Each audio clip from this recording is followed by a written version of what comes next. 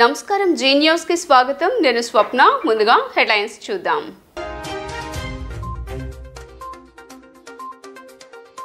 APCC అధ్యక్షురాలిగా YS Sharmila బాధ్యతలు స్వీకరణ హాజరైన కాంగ్రెస్ ముఖ్య నేతలు పార్టీ శ్రేణులు తొలి రోజునే జగన్ చంద్రబాబులపై ఆరోపణాస్త్రాలు సంధించిన షర్మిల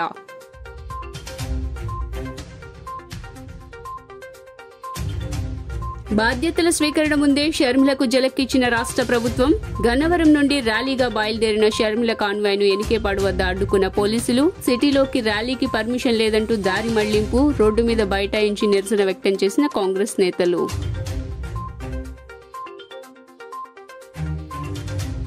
సెంట్రల్ నుండి ఎన్నికల ప్రచార యాత్ర ప్రారంభించిన వైఎస్ఆర్సీపీ సెంట్రల్ ఇన్ఛార్జ్ పశ్చిమ ఎమ్మెల్యే వెల్లంపల్లి శ్రీనివాస్ 64వ డివిజన్లో ఇంటింటికి విస్తృతంగా పర్యటన తన ప్రత్యర్థిగా బోండా లేదా రాధా వచ్చిన 25,000 ఓట్ల మెజారిటీతో గెలుపు తథ్యమని ధీమా వ్యక్తం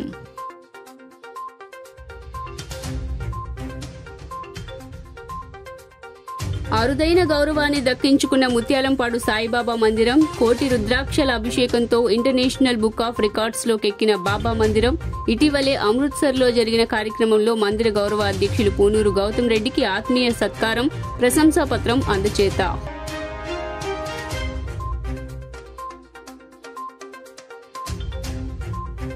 మరికొద్ది గంటల్లో అయోధ్య రామ మందిరంలో బాలరాముని విగ్రహ ప్రాణ ప్రతిష్ఠ మహోత్సవం ఉగ్రవాదుల హెచ్చరికల నేపథ్యంలో ఎన్ఎస్జీ సిఆర్పీఎఫ్ బలగాలతో అయోధ్యలో భద్రతను కట్టుదిట్టం చేసిన కేంద్రం ఇక డీటెయిల్స్ చూస్తే టీడీపీ అధినేత చంద్రబాబు జనసేన చీఫ్ పవన్ కళ్యాణ్ నేడు అయోధ్యకు వెళ్లనున్నారు రామ జన్మభూమి అయోధ్యలో రాములోరి విగ్రహ ప్రతిష్టకు వీరిరువురు హాజరు కానున్నారు ఇప్పటికే వీరిద్దరికీ ఆహ్వానం రావడంతో వీరిద్దరూ ఈరోజు బయలుదేరి అయోధ్యకు చేరుకోనున్నారు రాత్రికి అయోధ్యలోనే బస చేసి రేపు విగ్రహ ప్రాణ ప్రతిష్ఠ కార్యక్రమంలో ఇరువురు పాల్గొంటారని పార్టీ వర్గాలు వెల్లడించాయి మరోవైపు చంద్రబాబు అయోధ్య పర్యటనతో ఈ నెల 25న కర్నూలు జిల్లా పత్తికొండలో జరగాల్సిన రా కదలిరా సభ వాయిదా పడింది అయోధ్యకు వెళ్లాల్సి రావడంతో సభను వాయిదా వేసుకుంటున్నట్లు పార్టీ ప్రకటించింది ఈ నెలాఖరులో సభను నిర్వహించేందుకు నేతలు ఏర్పాట్లు చేస్తున్నారు అయితే ఎప్పుడు అనేది తేదీ ఇంకా మాత్రం ఖరారు కాలేదు ఆంధ్రప్రదేశ్ కాంగ్రెస్ కమిటీ రాష్ట్ర అధ్యక్ష బాధ్యతలు చేపట్టే ముందే వైఎస్ షర్మిలకు రాష్ట్ర ప్రభుత్వం జలక్కిచ్చింది కడప నుండి గన్నవరం విమానాశ్రయానికి ప్రత్యేక విమానంలో చేరుకున్న ఆమెకు పార్టీ శ్రేణులు ఘన స్వాగతం పలికారు అనంతరం పార్టీ ముఖ్య నేతలు శ్రేణులతో కలిసి భారీ ర్యాలీగా విజయవాడ బయలుదేరారు ఈ ర్యాలీ విజయవాడలో ప్రవేశానికి అనుమతులు లేవంటూ పోలీసులు ఎనికేపాడు వద్ద షర్మిల కాన్వాయ్ను అడ్డుకోవడంతో ఆ పార్టీ నేతలు రోడ్డు మీద బైఠాయించి నిరసన వ్యక్తం చేశారు ఈ నేపథ్యంలో రాష్ట్ర ప్రభుత్వంపై షర్మిల తీవ్ర స్థాయిలో అసంతృప్తి వ్యక్తం చేశారు ఇది ఆంధ్రప్రదేశా లేక పాకిస్తాన్ బోర్డరా అంటూ ప్రభుత్వం పైన తన అక్కసును వెళ్లగక్కారు కాంగ్రెస్ ను చూసి రాష్ట్ర ప్రభుత్వం భయపడుతోందంటూ సెటైర్లు వేశారు ఆంధ్రప్రదేశ్ కాంగ్రెస్ పార్టీ అధ్యక్షురాలుగా పదవి బాధ్యతలు తీసుకున్న వైఎస్ షర్మిలకు ఏపీ ప్రభుత్వం షాక్ ఇచ్చింది ఆమె ప్రయాణిస్తున్న కాన్వాయ్ను పోలీసులు అడ్డుకున్నారు ఎనికేపాడు దగ్గర కాంగ్రెస్ పార్టీ ర్యాలీగా వెళుతున్న వాహనాలను దారి మళ్లించారు దాదాపు 20 నిమిషాల పాటు రోడ్డు మీదనే షర్మిల కారును పోలీసులు నిలిపివేశారు దీంతో తమ పార్టీ వాహనాలను డైవర్ట్ చేసినందుకు నిరసనగా కాంగ్రెస్ నేతలు గిడుగు రుద్రరాజు శుంకర పద్మశ్రీతో పాటు ఇతర శ్రేణులు రోడ్డు మీద బైఠాయించి ఆందోళన వ్యక్తం చేశారు అయితే వైఎస్ షర్మిల కాన్వాయ్ను పోలీసులు దారి మళ్లించడంతో కానూరు దగ్గర కాంగ్రెస్ కార్యకర్తల ధర్నాకు దిగారు షర్మిల కాన్వాయ్ని పోలీసులు అడ్డుకోవడంపై హస్తం నేతలు ఆగ్రహం వ్యక్తం చేశారు బందరు బెజవాడ జాతీయ రహదారిపై బైఠాయించి నిరసన వ్యక్తం చేశారు వైసీపీ ప్రభుత్వానికి వ్యతిరేకంగా నినాదాలు చేశారు అయితే ఏపీసీసీ అధ్యక్షురాలుగా పదవి బాధ్యతలు తీసుకున్న రోజే వైఎస్ షర్మిలను తీవ్ర అవమానం కలిగించేలా పోలీసులు వ్యవహరించారని కాంగ్రెస్ నేతలు మండిపడ్డారు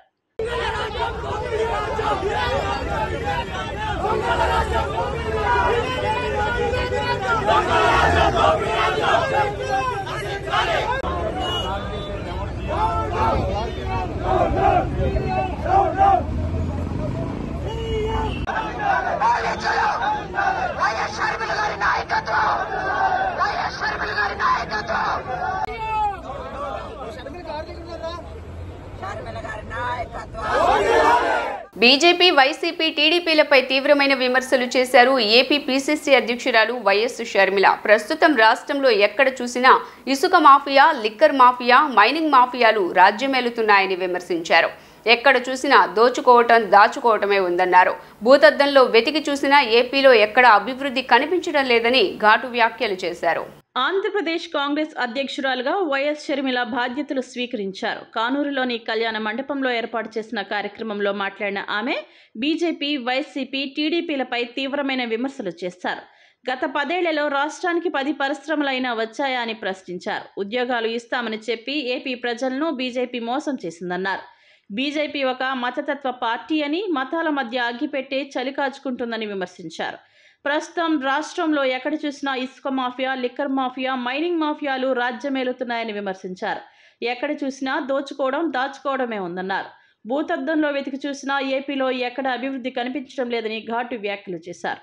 రాష్ట్రంలో దళితుల మీద దాడులు పెరిగాయన్నారు. రాష్ట్రానికి స్పెషల్ స్టేటస్, పోలవరం ప్రాజెక్టుకు జాతీయ హోదా తీసుకురావడంలో టీడీపీ, వైసీపీ ఘోరంగా విఫలం చెందాయని విమర్శించారు. రాష్ట్రం నుంచి 22 మంది వైసీపీ, 3 టీడీపీ ఎంపీలు, మరో 6 రాజ్యసభ ఎంపీలున్నా ప్రత్యేక హోదా సాధించకపోగా బీజేపీకి తొత్తులుగా మారారని విమర్శించారు. రోడ్లు వేయడానికి, ఉద్యోగులకు జీతాలు ఇవ్వడానికి కూడా జగన్ ప్రభుత్వం వద్ద డబ్బులు లేవని అన్నారు. మొత్తంగా రాష్ట్రంపై 10 లక్షల కోట్లు అప్పులు ఉన్నాయన్నారు. జగన్ 3 రాజధానులు అని ఒకటి కూడా కట్టలేదని విమర్శించారు. మణిపూర్లో క్రైస్తవులపై దాడులు చేస్తూ చర్చిలను ధ్వంసం చేస్తుంటే జగన్ రెడ్డి క్రైస్తవుడు అయి ఉండి కూడా మాట్లాడకపోవడం దారుణమన్నారు. మనుషులు చచ్చిపోతున్నా కూడా బీజేపీకి మద్దతు ఇవ్వడం ఏంటని ప్రశ్నించారు. ఏపీలో కాంగ్రెస్కు పునర్వైభవం తెస్తానన్నారు షర్మిల. వైఎస్ బిడ్డగా ఏపీసీసీ బాధ్యతలు చేపట్టడం గర్వకారణంగా ఉందని చెప్పారు. నాటికి మన రాష్ట్రానికి ఉన్న అప్పులు 1,00,000 కోట్లు. చంద్రబాబు గారు ముఖ్యమంత్రి అయిన 5 సంవత్సరాలకి ఆయన చేసిన అప్పులు 1,00,000 కోట్లు. ఆ తర్వాత వైసీపీ ముఖ్యమంత్రి జగన్ రెడ్డి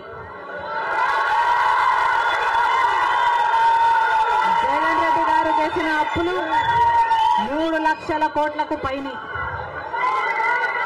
మొత్తంగా ఈరోజు అప్పులు 6.5 లక్షల కోట్లు. రాష్ట్రానికి చెందిన అప్పులు, కార్పొరేషన్లకు చెందిన లోన్లు చెల్లించాల్సినవన్నీ కలుపుకుంటే 10 లక్షల కోట్ల అప్పుల భారం ఆంధ్ర రాష్ట్రం మీద ఉంది. మరి ఇంత అప్పులు చేశారే, ఇన్ని డబ్బులు తెచ్చారే, మరి రాష్ట్రంలో ఏదైనా అభివృద్ధి జరిగిందా అని భూతద్దం పెట్టి చూసినా ఎక్కడా కనిపించదు. రాజధాని ఉందా? రాజధాని కట్టగలిగారా? రాజధాని కట్టడానికి డబ్బులు లేవు. కనీసం ఒక మెట్రో అయినా ఉందా? ఆంధ్ర రాష్ట్రంలో ఒక్క మెట్రో అయినా ఉందా? విజయవాడలో కనీసం ఒక్క మెట్రో అయినా ఉందా? ఎక్కడా లేదు, కనిపించదు. 10 సంవత్సరాలలో కనీసం 10 కొత్త పెద్ద పరిశ్రమలైనా వచ్చినాయా? రాష్ట్ర మంత్రి పెద్దిరెడ్డి రామచంద్రారెడ్డి కాన్వాయ్ని అడ్డుకున్న ఘటనలో అంగన్వాడీలపై కేసు నమోదైంది. నిన్న అనంతపురం జిల్లా ఉరవకొండకు వచ్చిన మంత్రి కాన్వాయ్ని అక్కడ అంగన్వాడీలు అడ్డగించి రోడ్డుపై బైఠాయించారు. దీంతో 12 మందిపై కేసు నమోదైంది. విధులకు ఆటంకం కలిగించారన్న ఉరవకొండ తహసీల్దార్ ఫిర్యాదు మేరకు పోలీసులు ఈ కేసు పెట్టారు.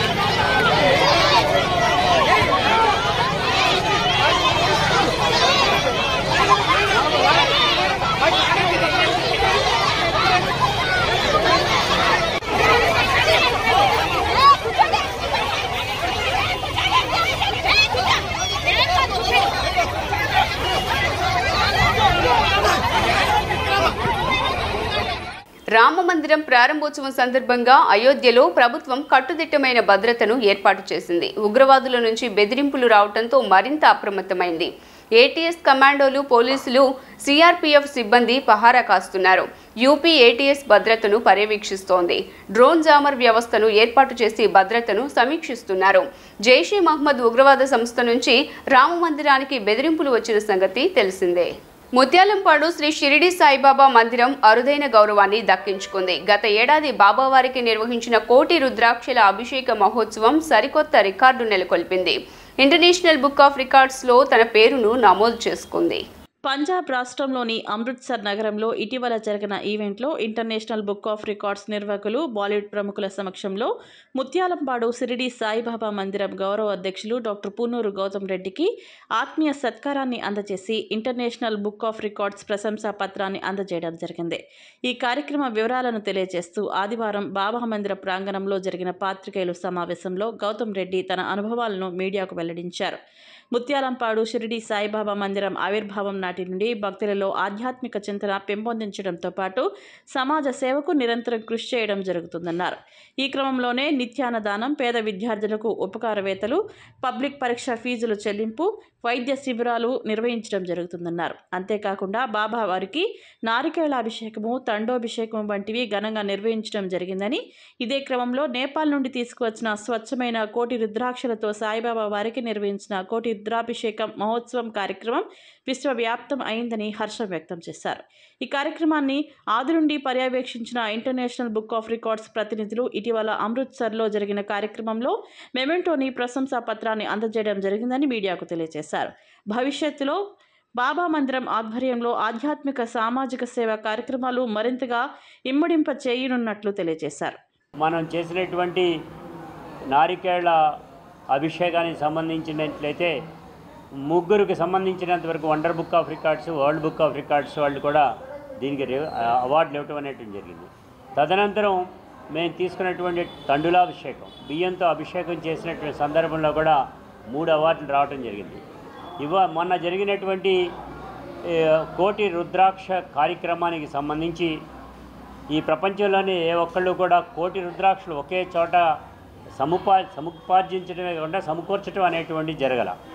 దాన్ని చూసినటువంటి వారందరూ కూడా ఆశ్చర్యం వ్యక్తపరచడమే కాకుండా ఈ రకమైనటువంటి పెద్ద కార్యక్రమాలు కూడా మీరు చేస్తారా అనేటువంటి చేయటం జరిగింది. దాన్ని చేసి చూపించడం అనేటువంటి కూడా జరిగింది.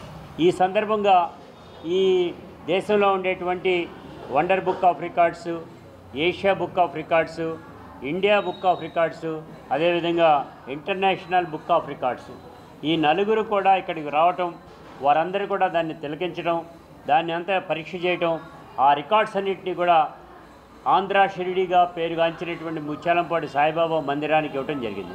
దానిలో భాగంగానే మొన్న 29వ తారీఖున, డిసెంబర్ 29వ తారీఖున మా అమృత్సర్లో ఏర్పాటు చేసినటువంటి ఇంటర్నేషనల్ బుక్ ఆఫ్ రికార్డ్స్ వారు ఈ యొక్క జ్ఞాపికని మా గుడికి నా ద్వారా అందజేయడం అనేటువంటి జరిగింది. దీనికి సంబంధించినంత వరకు కూడా ఈ అవార్డు అనేటువంటిది అందుకోవటం అని అంటేనే మొత్తం ప్రపంచంలో జరిగేటువంటి ఈవెంట్స్ అన్నింటినీ కూడా క్రోడీకరించి ఇంటర్నేషనల్ వైడ్గా ఆ రోజున జరిగినటువంటి ఈవెంట్స్లో ఇతర దేశస్తులు కూడా వచ్చినటువంటి సందర్భంలో ఆ వేదిక పైన మనం దీన్ని అందుకోవటం జరిగింది. ఇది బాబా గారి యొక్క మహిమ అనేటువంటి కూడా చెప్పక తప్పదు.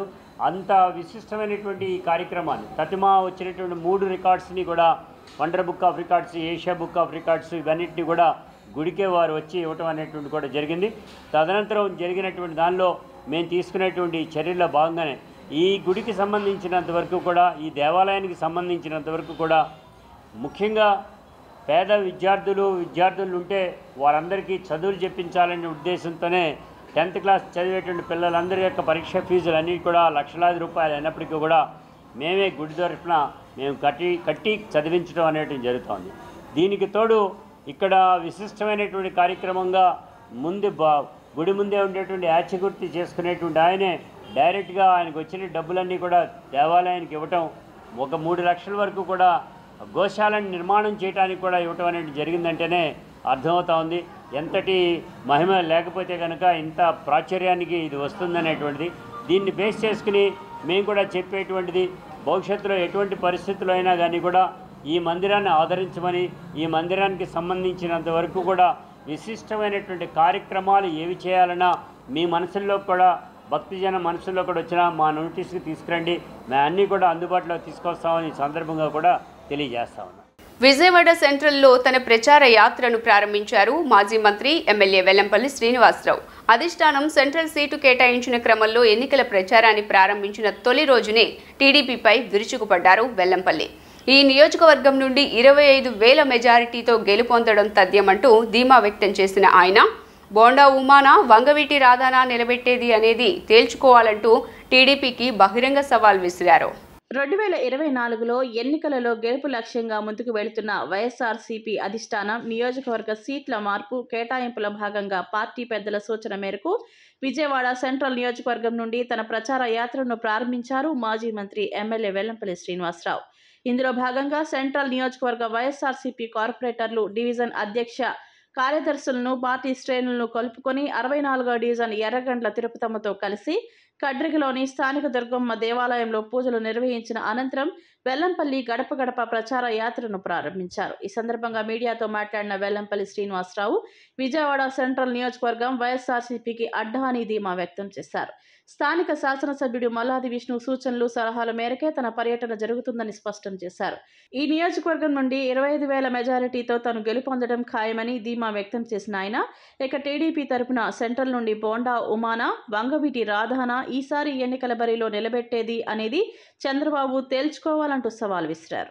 64 డివిజన్లో విజయవాడ సెంట్రల్ నియోజకవర్గంలో ఎన్నికల ప్రచారం ప్రారంభించడం జరిగింది. ఈ కార్యక్రమానికి పార్టీ నాయకులు అందరూ కూడా రావడం జరిగింది. ముఖ్యంగా మా స్థానిక కార్పొరేటర్ గారు, మా సోదరిమణి తిరుపతమ్మ గారు, ఇతర నాయకులందరూ కూడా రావడం, చైర్మన్లు వచ్చారు, మేయర్ గారు, డిప్యూటీ మేయర్లు, అదేవిధంగా స్థానిక కార్పొరేటర్సు, అదేవిధంగా పార్టీ నాయకులు అందరూ కూడా కలిసికట్టుగా ఈ నియోజకవర్గం గెలిపే ధ్యేయంగా కూడా అందరూ పనిచేస్తాము. గతం కంటే కూడా ఈసారి కనీసం 25,000 మెజార్టీతో గెలవాలని చెప్పి ఒక ఆకాంక్షతో ముందుకెళ్తూ జగన్మోహన్ రెడ్డి గారి యొక్క సంక్షేమ పథకాలు, అభివృద్ధిని ప్రజల్లోకి తీసుకువెళ్తూ ఇక్కడ ఎప్పుడు ఎన్నికలు వచ్చినా కానీ ఫ్యాన్ గుర్తు ఓటేసే విధంగా ప్రజానికం అంతా కూడా చాలా సంతోషంగా అందరూ కూడా మమ్మల్ని స్వాగతం పలుకుతున్నారు, హారతలు ఇస్తున్నారు. ఈసారి మళ్ళీ జగనన్న రావాలి, ఈసారి మీరు అందరూ కూడా గెలిపిస్తామని చెప్పని ప్రజల నుంచి వస్తున్న ఆశీర్వాదం చూస్తుంటే చాలా సంతోషంగా తెలియపరచుకుంటూ తప్పకుండా ఈ నియోజకవర్గం గెలిపే తథ్యంగా మేము అందరూ కూడా కృషి చేస్తాం, పని చేస్తామని మేము అందరూ కూడా తెలియపరచు. ప్రజల నుంచి స్పందన బాగుంది, ప్రజలు చక్కగా దీవిస్తున్నారు. జగన్మోహన్ రెడ్డి గారి యొక్క సంక్షేమ పథకాల అభివృద్ధి మాకు శ్రీరామ రక్షగా ముందుకెళ్తున్నాం. మేము ముందల చంద్రబాబును కుప్పంలో గెలవమని చెప్పండి, కుప్పంలో గెలిచాక మాట్లాడమని చెప్పండి తప్ప కుప్పంలోనే గెలవలేని వ్యక్తి ఈరోజు రాష్ట్రం గురించి మాట్లాడతాం బాధాకరం. 175 నియోజకవర్గాలు గెలిపే మార్గంగా మేము అందరం కూడా ముందుకెళ్తున్నాం. వెల్లంపల్లి శ్రీనివాస్ గారిని అభ్యర్థిగా ప్రకటించడం మన ముఖ్యమంత్రి గారు జరిగింది. అలాగే ఈరోజు మంచి రోజు అని మా డివిజన్కి వచ్చి మా డివిజన్ నుంచి గడప గడపకి ప్రభుత్వం స్టార్ట్ చేయటం జరిగింది. దానిలో భాగంగా మా తోటి కార్పొరేటర్లు, పార్టీ నాయకులు, వైఎస్ఆర్ కుటుంబ సభ్యులు, మేయర్ గారు, డిప్యూటీ మేయర్లు అందరూ పాల్గొనడం జరిగింది. చాలా ఇంటింటికి వెళ్ళినప్పుడు ప్రతి ఒక్కరు అదే చెప్తున్నారు, సంక్షేమ ఫలాలు అన్నీ అందని అమ్మమ్మకి ఈ ప్రభుత్వంలో. మళ్ళీ ఫ్యానే, మళ్ళీ జగనే అక్కడ విజయవాడ సెంటర్లో సీనన్న గెలుపు ఖాయం. అందరూ చక్కగా ఇవాళ చాలా జోష్గా పాల్గొనడం. ఈ కార్యక్రమం రేపు కూడా సాగుతుంది. డివిజన్ మొత్తం గడప గడప తిరుగుతాం. అంగన్వాడీలు తలపెట్టిన చెలో విజయవాడకు ఎటువంటి అనుమతులు లేవని సిపి కాంతిరాణా టాటా పేర్కొన్నారు. నగరంలో సెక్షన్ 144, పోలీస్ యాక్ట్ 30 అమల్లో ఉన్నాయన్నారు. నిషేధాజ్ఞలను ఉల్లంఘించిన వారిపై చట్ట ప్రకారం కఠిన చర్యలు తీసుకుంటామని హెచ్చరించారు. రేపు anganwadi workers and helpers association పిలుపునిచ్చిన చెలో విజయవాడ, చెలో సీఎం క్యాంపు కార్యాలయం లాంటి కార్యక్రమాలకు ఎటువంటి అనుమతులు లేవని విజయవాడ సిపి కాంతిరాణా టాటా తెలిపారు. విజయవాడ సిపి కార్యాలయంలో ఆయన మీడియాతో మాట్లాడుతూ, విజయవాడ పరిసర ప్రాంతాలలో పోలీస్ యాక్ట్ 30, సెక్షన్ 144లు అమలులో ఉన్నాయన్నారు. నిషేధాజ్ఞలను ఉల్లంఘించిన వారిపై చట్ట ప్రకారం చర్యలు తీసుకోవడం జరుగుతుందన్నారు. ఒకేసారి ఎక్కువ సంఖ్యలో ఆందోళన చేపట్టడం వల్ల హింసాత్మక ఘటనలు చోటు చేసుకునే అవకాశం ఉంటుందన్నారు. ఇప్పటికే 1500 మంది పోలీస్ సిబ్బంది అప్రమత్తంగా ఉన్నారని, సీసీ కెమెరా నిఘాలో విజయవాడ నగరం ఉందని చెప్పారు. ఈ ఆందోళనలో పాల్గొంటే కఠిన చర్యలు తప్పవని హెచ్చరించారు. హెల్పర్స్ అసోసియేషన్ వాళ్ళు చలో విజయవాడ, లేకపోతే చలో తాడేపల్లి సీఎం క్యాంప్ ఆఫీస్ ముట్టడి అని కొన్ని పిలుపులు ఇవ్వడం జరిగింది. మాకు కూడా ఈ through media, social media and print electronic media ద్వారా తెలిసింది. కాకపోతే దీనికి ఎటువంటి పర్మిషన్స్ లేవండి. ఎందుకంటే ఆల్రెడీ 144 సిఆర్పిసి ఉంది. అదేవిధంగా 30 పోలీస్ యాక్ట్ ప్రకారం కూడా not more than 5 people should congregate at one place. So నగరంలో నిషేధాజ్ఞలు ఉన్నాయి కాబట్టి ఎటువంటి అంగన్వాడీ ప్రోగ్రామ్స్ కానీ ఇక్కడ కానీ తాడపల్లిలో కానీ పర్మిషన్స్ అయితే లేవు, ఖచ్చితంగా లేవు. అదొకటి. రెండోది, ప్రస్తుతం ఎస్మా యాక్ట్ కూడా అమల్లో ఉంది. తర్వాత గవర్నమెంట్ కూడా జిఓఆర్టీ నంబర్ 2 మొన్న 6వ తారీఖున అంగన్వాడీ కార్యకర్తలు మరియు అంగన్వాడీ సిబ్బంది ఎటువంటి ఆందోళనలకు లేకుండా ఒక 6 months పాటు నిషేధించడం కూడా జరిగింది. సో దయచేసి ఎవరు కూడా రేపు విజయవాడకు రావద్దు. ఒకవేళ ఎవరైనా ఈ నిషేధాజ్ఞలు ఉల్లంఘించి వస్తే వాళ్ళపై ఐపీసీ కింద సెక్షన్ 143, 427, 452, 283, 341, 506, 120B, రెడ్ విత్ 149 ఇంకా ఏమైనా పబ్లిక్ ప్రాపర్టీ డ్యామేజ్ లాంటివి ఏమైనా జరిగితే పీడీపీపీ యాక్ట్ కింద కూడా మేము కేసెస్ నమోదు చేసి కఠిన చర్యలు తీసుకోవడం జరుగుతుంది. అంతేకాకుండా ఒకసారి కేసెస్ నమోదైన తర్వాత వాళ్ళ రికార్డ్ బుక్స్లో కానీ సర్వీస్ బుక్స్లో కూడా ఇవి ఎంటర్ ఉంటాయి. So disciplinary action, departmental action కూడా ఇనిషియేట్ చేయడం. రష్యా విప్లవ యోధుడు కామ్రేడ్ వ్లాదిమిర్ లెనిన్ శతవర్ధంతి కార్యక్రమాలు విజయవాడలో వాడవాడలా నిర్వహించారు. లెనిన్ సెంటర్లో ఆయన విగ్రహానికి నివాళులర్పించిన వామపక్ష పార్టీ నేతలు, బూర్జువా పార్టీలు శ్రామికుల శ్రమశక్తిని దోపిడీ చేసే పెట్టుబడిదారులకు చరమగీతం పాడేది కమ్యూనిజం సిద్ధాంతాలేనని, ముఖ్యంగా మానవ దోపిడీ ఉన్నంతకాలం లెనినిజం అజరామరంగా నిలుస్తుందని స్పష్టం చేశారు. సోషలిస్టు దేశ వ్యవస్థాపకులు కామ్రేడ్ ఐవి లెనిన్ శతవర్ధంతి వేడుకలు విజయవాడలో ఆదివారం జరిగాయి. స్థానిక లెనిన్ సెంటర్లో విగ్రహానికి వామపక్ష నేతలు పుష్పాంజలి ఘటించారు. రష్యా విప్లవంతో సోషలిస్టు దేశ వ్యవస్థాపకులుగా ఖ్యాతి ఆర్జించిన ఐవి లెనిన్ మార్గదర్శకాలు ఎన్నటికీ శిరోధార్యం అంటూ గుర్తు చేశారు. కేంద్రంలోని బీజేపీ పార్టీ అనుసరిస్తున్న మతోన్మాద భావజాలం ఈ దేశానికి తూట్లు పొడిచే విధంగా ఉందని గుర్తు చేశారు. కేంద్ర రాష్ట్ర ప్రభుత్వాలు శ్రామికుల శ్రమ శక్తిని యథేచ్ఛగా దోపిడీ చేస్తున్నాయని ఆవేదన వ్యక్తం చేశారు. లెనినిజం అజరామరమని ఈ సందర్భంగా వామపక్ష పార్టీ రాష్ట్ర కార్యదర్శులు వి శ్రీనివాసరావు, కె రామకృష్ణ స్పష్టం చేశారు. లెనిన్ చనిపోయి 100 సంవత్సరాలైంది. శతవర్ధంతి జరుపుకుంటున్నాం. 1924 జనవరి 24వ తేదీన ఆయన మరణించారు. కానీ ఆ రోజు నుంచి ఈ రోజు వరకు ప్రపంచవ్యాప్తంగా ఆయన బోధనలు, ఆయన కృషి, ఆయన చూపిన మార్గం సజీవంగా ఉన్నది.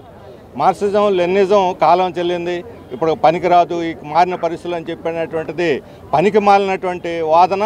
ఈరోజు ప్రపంచవ్యాప్తంగా పెట్టుబడిదారీ వ్యవస్థ ఏదైతే శాశ్వతం అనుకున్నారో అది తీవ్రమైన సంక్షోభంలో ఉంది, కొట్లాటలో ఉంది, యుద్ధాల్లో మునిగి తేలుతోంది. ప్రజలకి శాంతి అనేది లేకుండా, భద్రత అనేది లేకుండా ఈరోజు అభద్రతాభావంలో ప్రజలు ప్రపంచవ్యాప్తంగా ఏ పూట ఏం జరుగుతుందో, ఒకవైపు యుద్ధాలు, ఇంకోవైపు నిరుద్యోగం, ఇంకోవైపు పేదరికం, ఇంకోవైపు సమ్మెలు, ఇంకోవైపు ఆందోళనలు, శాంతి భద్రతలు, కొట్లాటలు ఒకటి కాదు. ఈ సంఘర్షణ మొత్తం కూడా ఈరోజు ఈ పెట్టుబడిదారీ వ్యవస్థ సృష్టించినటువంటి ఒక బేతాహమైన పరిస్థితి. దీని నుంచి విముక్తి కలగాలంటే అది లెనినిజం, మార్క్సిజం తప్ప మరో మార్గం లేదు.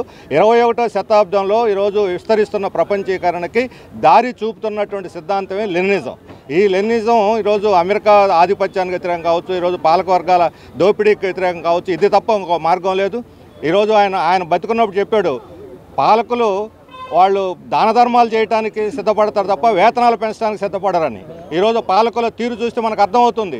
మేము మీకు నగదు బదిలీ పథకాలు చేస్తాము, డీబీఆర్లు చేస్తాం, అది చేస్తాం అంటారు తప్ప, దానం చేయడానికి అప్పులు చేసినా దానాలు చేస్తామని అంటారు తప్ప జీతాలు పెంచడానికి మాత్రం వాళ్ళు ఎప్పుడు ముందుకు రారు. మహనీయుడు కామ్రేడ్ విఐ లెనిన్ గారి శతవర్ధంతి కార్యక్రమాలు మన భారతదేశంలోనే కాదు, ప్రపంచవ్యాప్తంగా అన్ని దేశాల్లో కూడా కార్మిక వర్గము, కష్టజీవులు, కమ్యూనిస్ట్ పార్టీలు ఘనంగా నిర్వహించుకుంటూ ఉన్నాయి. ఇవాళ మార్క్సిజం లెనినిజానికి కాలం చెల్లిందని గతంలో ఎవరైతే మిడిమిడి జ్ఞానంతో మాట్లాడారో వాళ్ళందరూ కూడా ఇవాళ ప్రపంచవ్యాప్తంగా వస్తున్న మార్పుల గురించి ఆలోచనలో పడ్డారు. మన భారతదేశంలో మనం చూస్తూ ఉన్నాం. ఇవాళ గత 10 సంవత్సరాలుగా కేంద్రంలో అధికారంలో ఉన్న నరేంద్ర మోడీ ప్రభుత్వం వారు చేసింది ఏమీ లేనందువల్ల ఇవాళ మొత్తం మతం చుట్టూ, దేవుని చుట్టూ, రాముడి చుట్టూ రాజకీయాలు తిప్పే పరిస్థితికి వచ్చారు. నిజంగా ఈ 10 ఏళ్ల కాలంలో నరేంద్ర మోడీ భారతదేశంలో ఏ ఒక్క సమస్య కూడా పరిష్కారం చేయలేకపోయాడు. బ్లాక్ మనీ తెప్పించలేదు, రైతుల ఆత్మహత్యలు ఫుల్ స్టాప్ పెట్టలేడు, ధరలు తగ్గించలేకపోయాడు, ఉద్యోగాలు ఇవ్వలేకపోయాడు. టోటల్గా ఒక ఫెయిల్యూర్ ప్రభుత్వం. కాబట్టి ఈ విఫలమైన ఈ ప్రభుత్వం రాబోయే ఎన్నికల్లో ఓట్లు పొందడానికి ఇవాళ రామనామ జపం చేస్తూ ఉన్నారు. ఈరోజు మామూలు ఆర్ఎస్ఎస్, బీజేపీ, విశ్వ హిందూ పరిషత్ వారే కాకోకుండా government of India, government of Uttar Pradesh, అదేవిధంగా అనేక మంది పర్సనాలిటీస్ అందరూ కూడా ఇన్వాల్వ్ చేసి టోటల్గా రేపు అయోధ్య రామజన్మభూమి దానిపైన ఈరోజు పెద్ద ఎత్తున ప్రచారం చేస్తూ ఉన్నారు. విజయవాడలోని ప్రభుత్వ ఆసుపత్రిలో కోడికత్తి శ్రీను తల్లి సోదరుని మాజీ మంత్రి నక్కా ఆనంద్ బాబు పరామర్శించారు. నిన్న రాత్రి కోడికత్తి శ్రీను తల్లి సోదరుడి దీక్షను భగ్నం చేసి వైద్యం కోసం కోడికత్తి శ్రీను తల్లి సోదరుని పోలీసులు విజయవాడ ప్రభుత్వ ఆసుపత్రికి తీసుకువెళ్లిన విషయం తెలిసిందే. ఈ నేపథ్యంలో ప్రభుత్వ హాస్పిటల్ వారిని మాజీ మంత్రి నక్కా ఆనంద్ బాబు, తెలుగుదేశం పార్టీ రాష్ట్ర కార్యదర్శి దేవతోటి నాగరాజు, తెలుగుదేశం పార్టీ రాష్ట్ర ఎస్సీసెల్ ఉపాధ్యక్షులు జ్యోతి వసు, జైపాల్, సమతా సైనిక్ దళ్ సభ్యులు, దళిత సంఘాలు తదితరులు పరామర్శించారు. ఈ సందర్భంగా మాజీ మంత్రి నక్కా ఆనంద్ బాబు మాట్లాడుతూ జగన్మోహన్ రెడ్డి ప్రభుత్వంలో హత్యలు చేసిన వ్యక్తులు 3 నెలల్లో బయటకు వస్తారని అన్నారు. ఎమ్మెల్సీ అనంతబాబు తన డ్రైవరు దళితుడైన సుబ్రహ్మణ్యాన్ని హత్య చేసి డోర్ డెలివరీ చేసిన 6 నెలల్లో బయటకు వస్తే రెడ్ కార్పెట్ వేసి ఈ ప్రభుత్వం స్వాగతం పలికిందన్నారు. జగన్మోహన్ రెడ్డిపై కోడికత్తితో దాడి జరిగిందని దళిత సోదరుడు జన్నుపల్లి శ్రీనివాసరావు గత 5 సంవత్సరాల నుంచి జైల్లో మగ్గుతున్నాడని, బహుశా భారతదేశంలో ఏ పీనల్ కోడ్ ప్రకారం జైల్లో ఉంచారో అర్థం కాని విషయమన్నారు. అది 307 కేసు కూడా కాదు, చిన్న దాడి అని. ఆ రోజు శ్రీనివాసరావు, నేను జగన్మోహన్ రెడ్డి అభిమాన్ని, ఇలా ఏదైనా చిన్న దాడి జరిగితే అది సింపతిగా మారి ఎక్కువ సీట్లు వస్తాయన్న ఉద్దేశంతో తను చేశానని శ్రీను చెప్పాడనన్నారు. అదే సింపతితో జగన్మోహన్ రెడ్డి అధికారంలోకి వచ్చాడన్నారు. కోడికత్తి శ్రీనివాసరావు గత 5 సంవత్సరాలుగా రాజమండ్రి, విశాఖపట్నం జైల్లో మగ్గిపోతున్నాడని, ఇన్సిడెంట్ జరిగినప్పుడు ఈ ప్రభుత్వం అధికారంలో లేదన్నారు. కోర్టుకు వెళ్లి కేంద్ర దర్యాప్తు సంస్థ ఎన్ఐఏతో విచారణ చేసి ఛార్జిషీటు ఫైల్ చేసినా ఈ కేసులో ఇంకా బెయిల్ రాకపోవడం విచిత్రంగా కనిపిస్తోందన్నారు. దీన్ని ఏ విధంగా అడ్డుకుంటున్నాడో జగన్మోహన్ రెడ్డి సమాధానం చెప్పాలన్నారు. శాంతియుతంగా నిరాహార దీక్ష చేస్తున్నటువంటి తల్లిని, కోడికత్తి శ్రీను తల్లిని, సోదరుని, సమతా దళ సైనికుల్ని నువ్వు తీసుకొచ్చి నిర్బంధించి ఏం చేయాలనుకుంటున్నావు? ఇది అంతం కాదు, ఆరంభం. గుర్తుపెట్టుకో. నీ బతుకు మొత్తం ఇంక 80 రోజులే ఉంది. నీకు మొదలైంది ఇవాళ 80 రోజులే ఉంది. ఇక ఎన్నికలు దగ్గర పడే రోజులు. నీకు సహకరిస్తున్నటువంటి అధికారులు కూడా గుర్తుపెట్టుకోండి. ఇవాళ ఇమ్మీడియట్గా నువ్వు కోర్టుకు వెళ్ళు, అరెస్ట్ చేయండి, ఎన్బిడబ్ల్యూ ఇష్యూ చేయాలి. కోర్టులు కూడా ఎందుకు మరి చోద్యం చూస్తామని అర్థం కావట్లా. ఎన్బిడబ్ల్యూ ఇష్యూ చేయాలి. సాక్షి అనేవాడు 1, 4 సార్లు 10 సార్లు తప్పించుకుంటా ఉంటే ఏం చేయాలి? కోర్టులు ఎన్బిడబ్ల్యూ ఇష్యూ చేసి తీసుకొని సాక్ష్యం చెప్పించాలి. ఎందుకు వదిలిపెడతా ఉంది? అతను అక్రమ కేసుల్లో 43,000 కోట్లు అడ్డగోలుగా దోపిడీ చేసిన కేసుల్లో తప్పించి తిరుగుతూ ఉన్నాడు. ముఖ్యమంత్రి పదవిని అడ్డం పెట్టుకొని కేసుల విచారణ ముందుకు సాగకుండా తప్పించి తిరుగుతూ ఉన్నాడు. అతని మీద దాడి చేశాడని చెప్పి ఒక అమాయకుడిని జైల్లో పెట్టిన కేసులు సాక్ష్యం చెప్పకుండా తప్పించి తిరుగుతూ ఉన్నాడు. ఎన్ని అంశాల్లో తప్పించి తిరుగుతావు జగన్మోహన్ రెడ్డి? ప్రజల నుంచి తప్పించుకుంటావా? తప్పించుకోలేవు. ప్రజా క్షేత్రం నుంచి నువ్వు 80 రోజుల్లో నువ్వు బయటకు వెళ్ళిపోతా ఉన్నావు. ఎక్కడికి వెళ్తావో తెలియదు. అప్పుడు మాత్రం నువ్వు తప్పించుకోలేవు. ఇప్పుడంతా తప్పించుకుంటా ఉన్నావు. అప్పుడు నిన్ను జైల్లో పెట్టి విచారిస్తారు. నీ కేసులన్నీ కూడా శాశ్వతంగా జైలు పాలవుతావు. గుర్తుపెట్టుకో. నువ్వు మా సోదరుడు శ్రీనివాసుని ఇదే విధంగా అనేక మంది నువ్వు ఏ విధంగా హింసిస్తా ఉన్నావో, ఈ విధంగా జైలు పాలు చేసావో, ఇదంతా కూడా నీకు ఇంతకింత ఈ పాప పరిహారం నువ్వు ఖచ్చితంగా అనుభవించి తీరుతావని చెప్పి. కోవర్టు నానిని ఎంపీ చేయటం చంద్రబాబు చేసిన తప్పు అని టీడీపీ నేత బుద్దా వెంకన్న అభిప్రాయపడ్డారు. నారా లోకేష్ ను విమర్శించే స్థాయి నానిది కాదని, నాని తెలుగుదేశం పార్టీ వీడే సమయంలో పట్టుమని 10 మంది ఆయన వెంట లేరని విమర్శించారు. నానిని చంద్రబాబు మంచితనంతో వదిలేశాడని బుద్దా వెంకన్న, అదే సీఎం వైఎస్ జగన్ అయితే కొట్టి పంపించేవాడని వ్యాఖ్యానించారు. విజయవాడ ఎంపీ కేశినేని నానిపై టీడీపీ నేత బుద్దా వెంకన్న తీవ్ర స్థాయిలో విరుచుకుపడ్డారు. కే అంటే కేశినేని నాని కాదు, కోవట్ అని ధ్వజమెత్తారు. మాజీ లోక్సభ స్పీకర్, దళిత నేత జీఎంసీ బాలయోగి ఆస్తులను కాజేశారని సంచలన ఆరోపణలు చేశారు. ఈ విషయం చిన్న పిల్లాడికి కూడా తెలుసు అని పేర్కొన్నారు. బాలయోగి ఆస్తులు ఇచ్చి అంబేద్కర్ విగ్రహం కాళ్లు పట్టుకొని క్షమాపణ కోరాలని డిమాండ్ చేశారు. బ్లాక్ మెయిలింగ్కు మారుపేరు కేశినేని నాని అని బుద్దా వెంకన్న మండిపడ్డారు. 2,000 కోట్లకు ఎన్ని సున్నాలు ఉన్నాయో కేశినేని నాని చెప్పగలడా అని ప్రశ్నించారు. నిన్న మొన్నటి వరకు చంద్రబాబు అనుచరుడిగా కేశినేని నాని ఉన్నారని తెలిపారు. ఇప్పుడు దేవినేని అవినాష్ ఫాలోవర్ అయ్యి తన స్థాయిని తగ్గించుకున్నాడని బుద్దా వెంకన్న విమర్శించారు. కేశినేని నాని జీవితంలో చేయని తప్పులు లేవని బుద్ధా వెంకన్న మండిపడ్డారు. దొంగ రసీదు పుస్తకాలు తయారు చేసి ఫైనాన్స్ కంపెనీకి కోట్లు ఎగ్గొట్టారని గుర్తు చేశారు. 100 బస్ టికెట్కు 500 విక్రయించి సొమ్ము చేసుకున్నాడని విరుచుకుపడ్డారు. ఒకే నంబర్ ప్లేట్ మీద బస్సులు తిప్పాడని వివరించారు.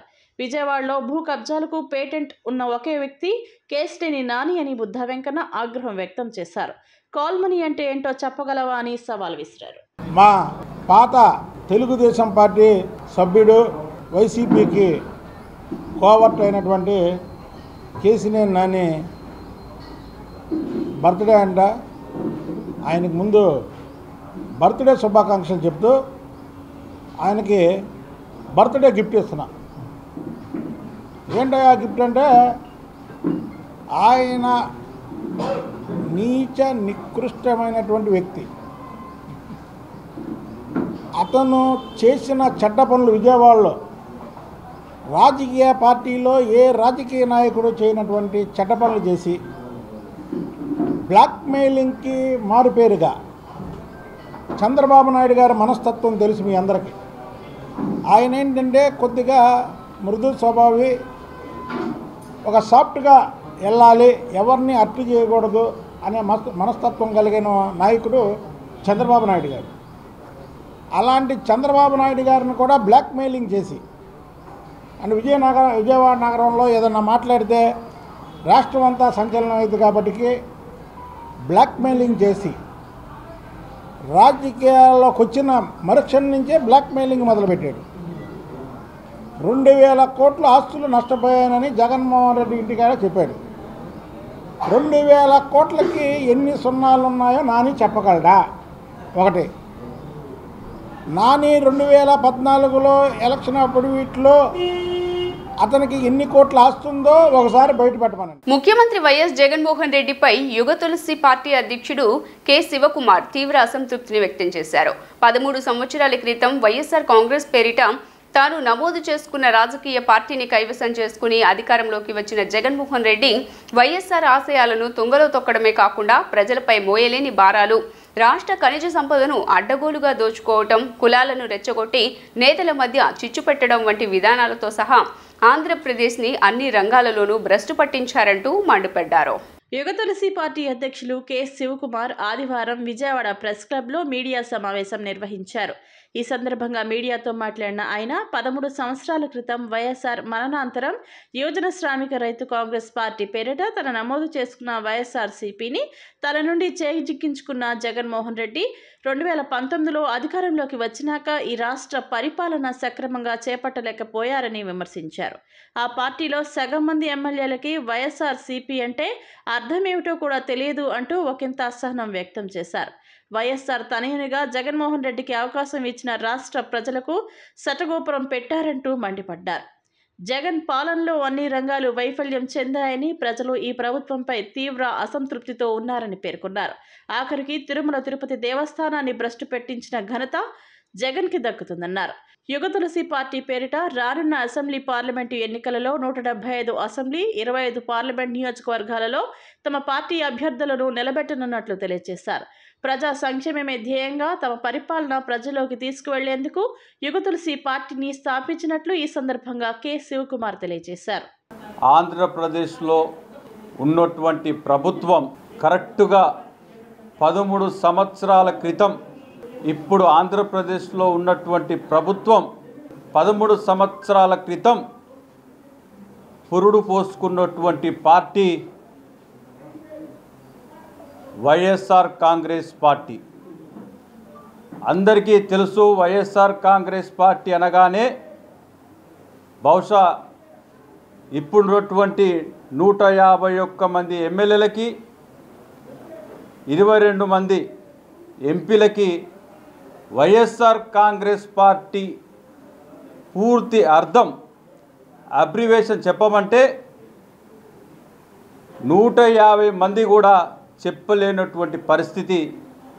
నాకు తెలిసి వైఎస్ఆర్ కాంగ్రెస్ పార్టీ అంటే యువజన శ్రామిక రైతు కాంగ్రెస్ పార్టీ.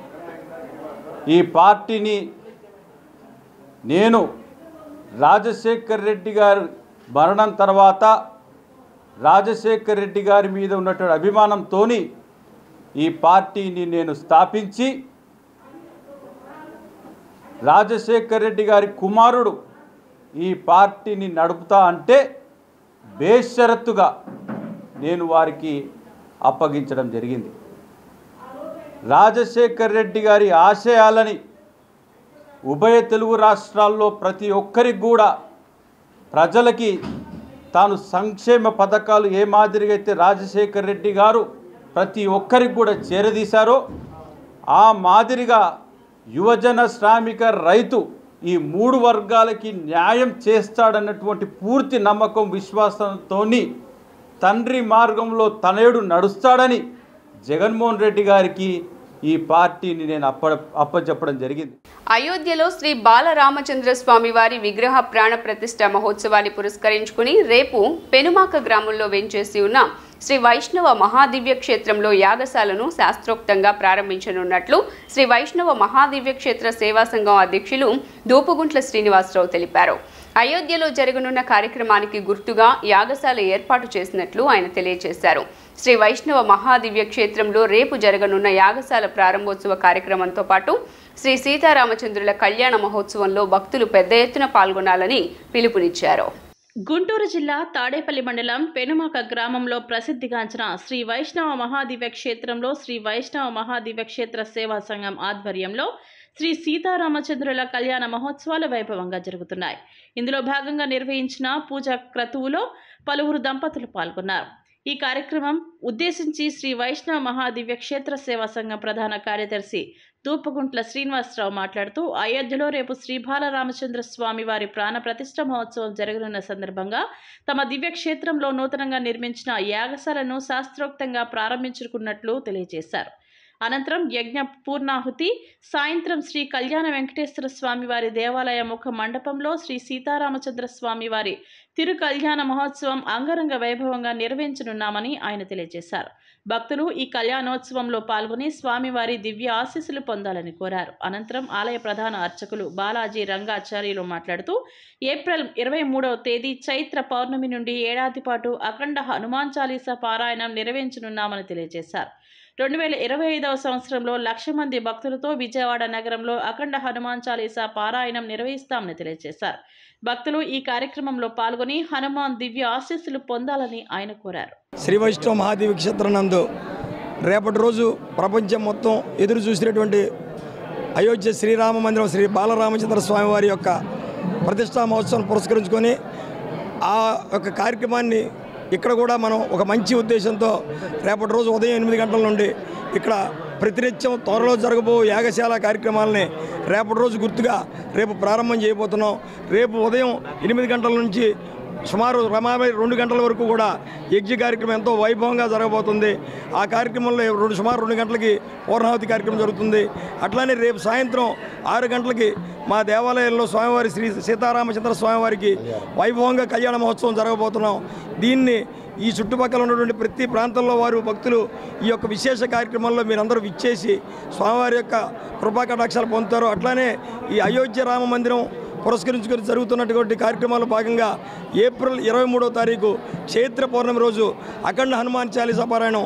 ఈ చుట్టుపక్కల ప్రాంతాలు సుభిక్షంగా ఉండాలి, ఇక్కడికి వచ్చే ప్రతి భక్తుడు కూడా స్వామివారి అనుగ్రహం పొందాలనే సంకల్పంతో 360 రోజులు 24 గంటలు కూడా శ్రీ హనుమాన్ చాలీసా పారాయణాన్ని ప్రారంభం చేయడానికి సంకల్పం చేయడం జరిగింది.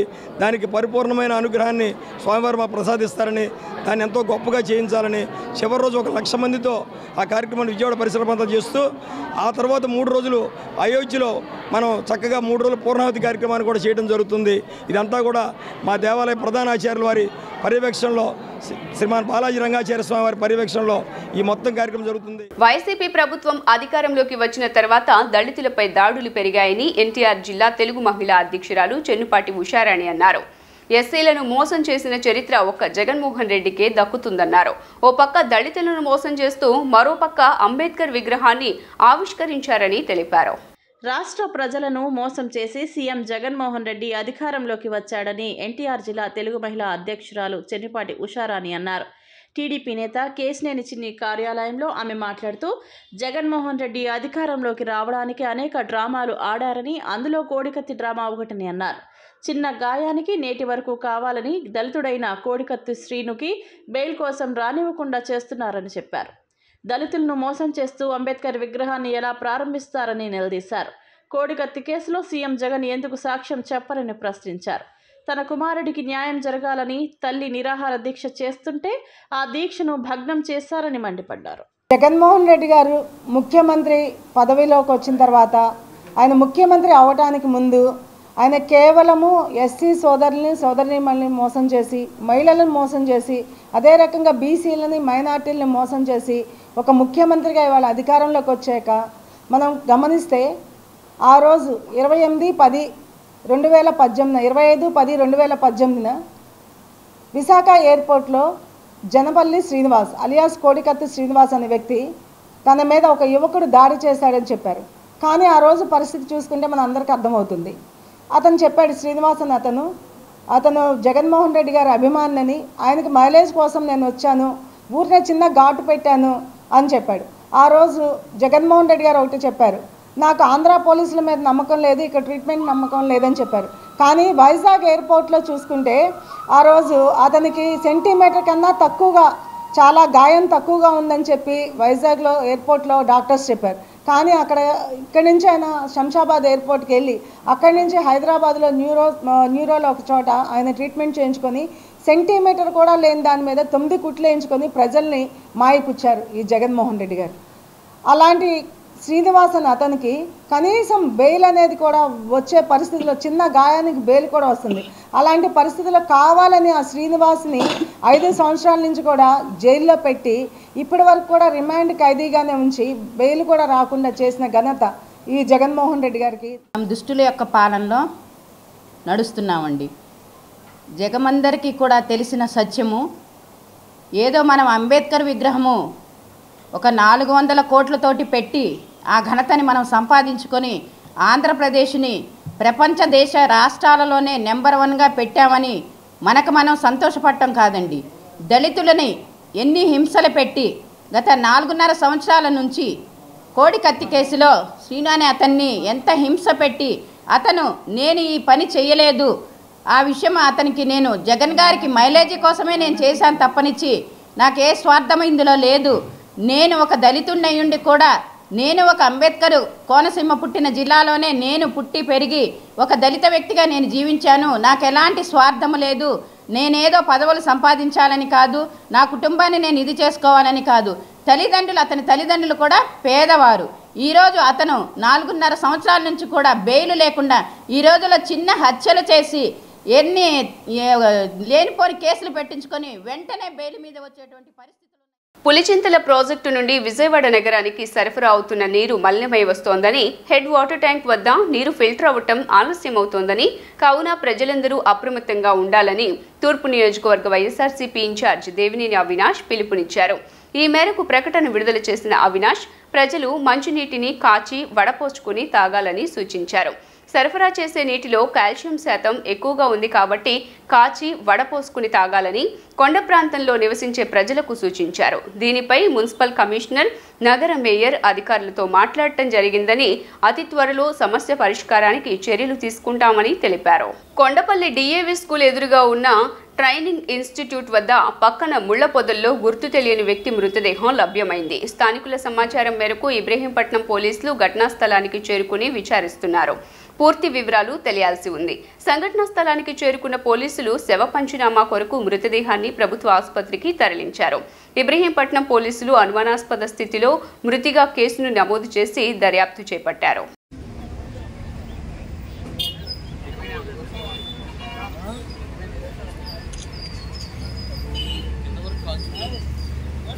రెండు చెప్పులు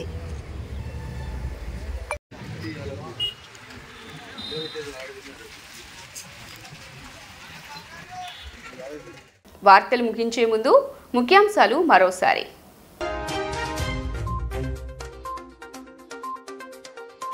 ఏపీసీసీ అధ్యక్షురాలిగా వైఎస్ షర్మిల బాధ్యతలు స్వీకరణ. హాజరైన కాంగ్రెస్ ముఖ్య నేతలు, పార్టీ శ్రేణులు. తొలి రోజునే జగన్, చంద్రబాబులపై ఆరోపణాస్త్రాలు సంధించిన షర్మిల.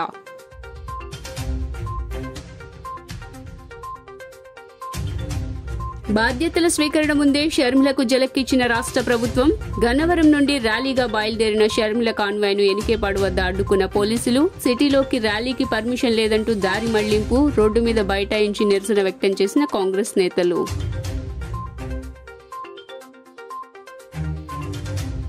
సెంట్రల్ నుండి ఎన్నికల ప్రచార యాత్ర ప్రారంభించిన వైఎస్ఆర్సీపీ సెంట్రల్ ఇన్ఛార్జ్ పశ్చిమ ఎమ్మెల్యే వెల్లంపల్లి శ్రీనివాస్ 64వ డివిజన్లో ఇంటింటికి విస్తృతంగా పర్యటన. తన ప్రత్యర్థిగా బోండా లేదా రాధా వచ్చిన 25,000 ఓట్ల మెజారిటీతో గెలుపు తథ్యమని ధీమా వ్యక్తం.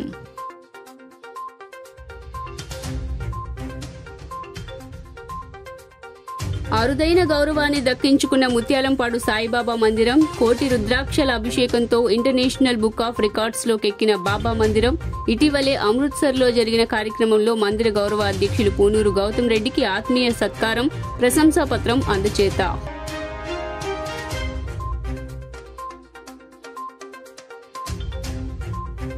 మరికొద్ది గంటల్లో అయోధ్య రామ మందిరంలో బాలరాముని విగ్రహ ప్రాణ ప్రతిష్ఠ మహోత్సవం. ఉగ్రవాదుల హెచ్చరికల నేపథ్యంలో ఎన్ఎస్జీ, సిఆర్పీఎఫ్ బలగాలతో అయోధ్యలో భద్రతను కట్టుదిట్టం చేసిన కేంద్రం. జీ న్యూస్ ఇంతటితో సమాప్తం. తిరిగి వార్తల్లో మళ్ళీ కలుద్దాం. అంతవరకు సెలవు. నమస్కారం.